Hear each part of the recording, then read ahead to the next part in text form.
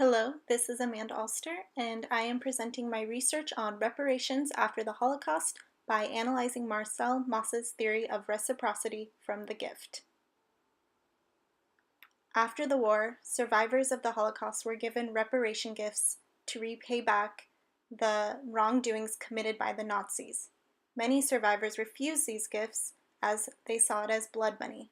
They reasoned that if they did not accept the money, the Germans would feel more guilty, while many other survivors accepted right away or eventually wound up accepting forms of reparation later in their lives. In the book, Waging War, Making Peace, reparations is defined as political agreements and remediate processes that attempt to heal the wounds of war, wounds that involve, at the most fundamental level, the abuse of human rights. Susan Slyomovics uses personal accounts of family members that focus on reparations. She says, "My particular family history illuminates justifications for and against reparations through discussions of indemnification, the anthropology of blood money, guilt, and responsibility embedded in the ways these approaches shed light on my mother and maternal grandmother's views of reparations." Marcel Mauss's classic work speculates about the binding force that when something is given, the recipient must give something in return.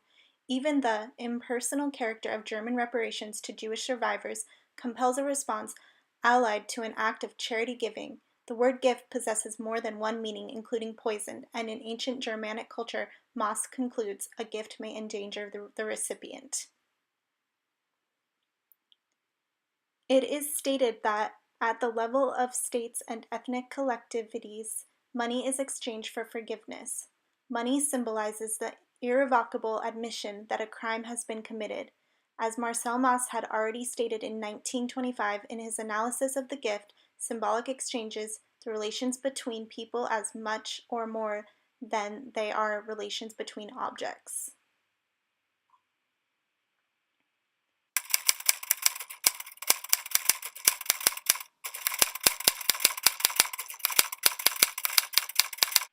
As I studied reparations and Mauss, I asked these questions to understand how the implemented rules of reciprocity apply when a society has been torn apart by antisemitism and the mass murder of millions of people.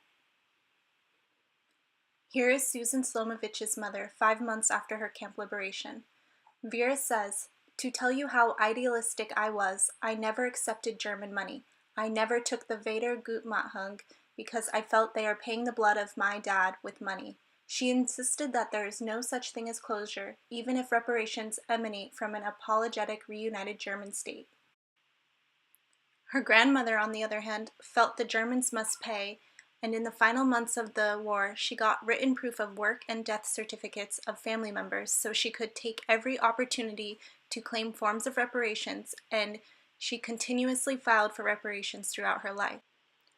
Although she took the money, she made a system to donate some of the money as her way to give back. After Slyomovics' grandmother passed away, her mother Vera decided to start filing for reparations to carry on her mother's legacy. She felt the tainted money must be given away quickly, as if it never came into her hands, and only in this way, as if following Maussian strictures about gift economies, was she able to accept any economic relationship with the German way of dealing with its Nazi past. Slyomovics says, in the case of restitution, the acceptance of the money symbols the acceptance of the giver, and that is an acceptance that would never be possible on the basis of personal relations. Although it was also said that to refuse financial compensation precisely because it is blood money is to remain mired in the primitive stages of perpetual feuding, revenge, bitterness, and savagery. Slyomovics compares her mother's exchange of reparations to the complex Kula ring exchange system in terms of the speedy time limitations for dispersal. However, her mother's system is a unidirectional movement from German to Jew, then usefully given. She says that for both Papuans and, less benignly, her mother, each are enmeshed in their respective exchanges, and the system is forever a part of her, once in Kula, always in Kula.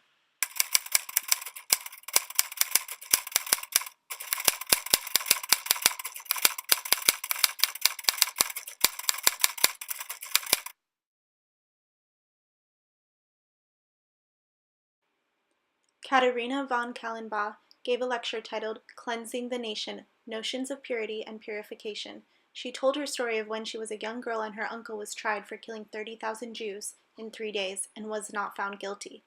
Kallenbach felt there were only two ways to react: one, to deny it like her family, or be called a Nestbeschmutzer, which is someone who soils the nest by seeking the truth. In her book, Kallenbach says Jewish survivors were committed to bear witness and to document their suffering.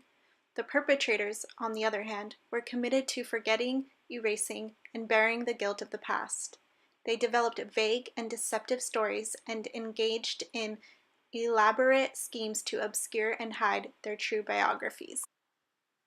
In her lecture and her book, she discussed what she referred to as the F word, forgiveness.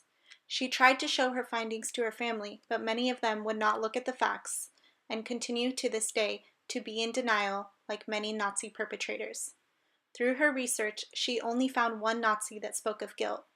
While speaking of forgiveness, she said reparations came before the apology. Although very few Nazis attempted to gain political power again, many also never felt guilt or accepted moral accountability. In her lecture, Kallenbach states that she believes in forgiveness but could not find evidence of genuine change in the heart of many perpetrators. The apology happened almost a half-decade after reparations were granted, and it took 18 months of negotiations to grant reparations. President Rao said, "I know that for many it is not really the money that matters. What they want is for their suffering to be recognized." After the president, Holocaust survivor Roman Kent said, "The perpetrator can and should admit his wrongs and ask forgiveness, but only the victim can complete the process. Only the victim can say, 'I accept your apology. I forgive you.' Only then, when the victim can accept the apology, is the process complete." Kallenbach says that we often view guilt as a burden, from which one should eventually be released or redeemed. She argues in her book that the desire to declare closure on such a past is a form of escapism, and instead says it would be better as well as liberating to learn how to shoulder the legacy of perpetration and to acknowledge the reality of the agents of collective evil. As a second-generation child of Holocaust survivors, Slyomovics sees the promise of reparations as an onlooker.